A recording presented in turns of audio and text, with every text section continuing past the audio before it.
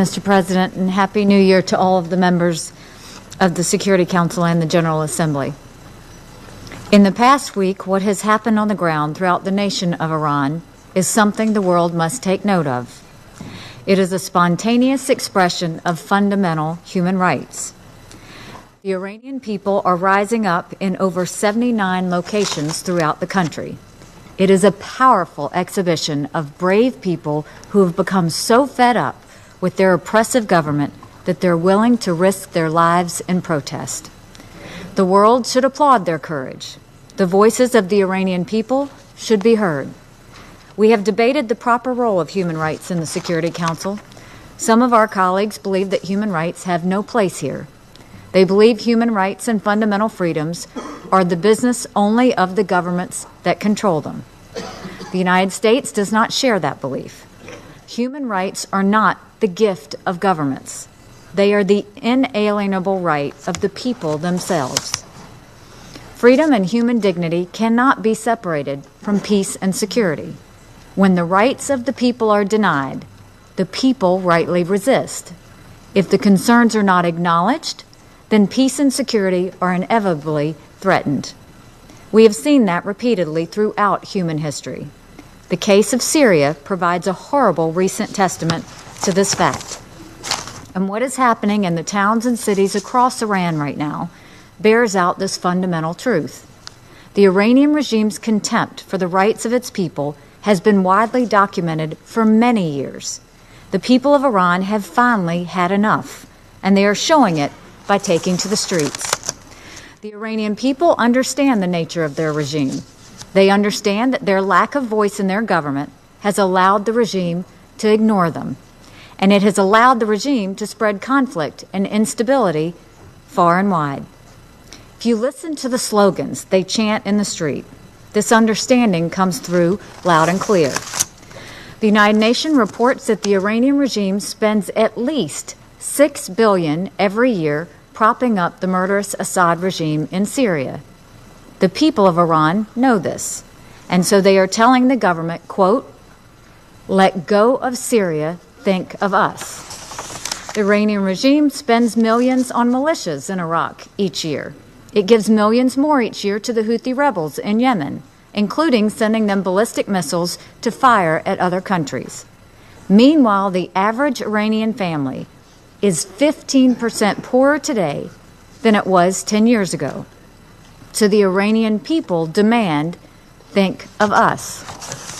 The regime gives low-interest loans to the elite and well-connected. It rewards construction contracts to corrupt Islamic Revolutionary Guard Corps affiliated firms. They construct buildings that skimp on safety. Thousands of these buildings collapsed during an earthquake. Hundreds died. And the Iranian people chant, think of us. Today, the people of Iran are speaking to their government, and their message is undeniable. Stop the support for terrorism.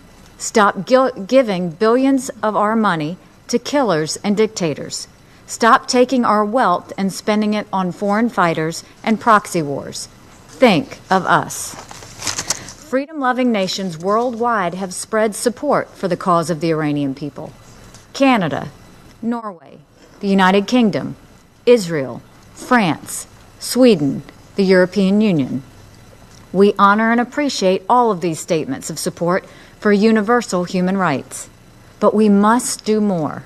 The Iranian regime is cutting off internet access in an attempt to shut down communication among the protesters. They are attempting to silence the voice of the Iranian people. We cannot allow that to happen. Every UN member state is sovereign, but member states cannot use sovereignty as a shield when they categorically deny their people human rights and fundamental freedoms. I call on all of my colleagues to join me in amplifying the message of the Iranian people, and I call on the government of Iran to stop censoring the voice of the people and to restore the access to the internet. Because in the end, the Iranian people will determine their own destiny. And let there be no doubt whatsoever, the United States stands unapologetically with those in Iran who seek freedom for themselves, prosperity for their families, and dignity for their nation. We will not be quiet. No dishonest attempt to call the protesters puppets of foreign powers will change that. The Iranian people know the truth, and we know the truth. They are acting of their own will, on their own behalf, for their own future. Nothing will stop Americans from standing in solidarity with them. In 2009, the world stood by passively while the hopes of the Iranian people were crushed by their government. In 2018, we will not be silent. Once again, the people of Iran are rising up. They are asking for something that no government can legitimately deny them: their human rights and fundamental freedoms. They are calling out, "Think of us." If the founding principles of this institution mean anything, we will not only hear their cry, we will finally answer it. The Iranian regime is now on notice. The world will be watching what you do. Thank you.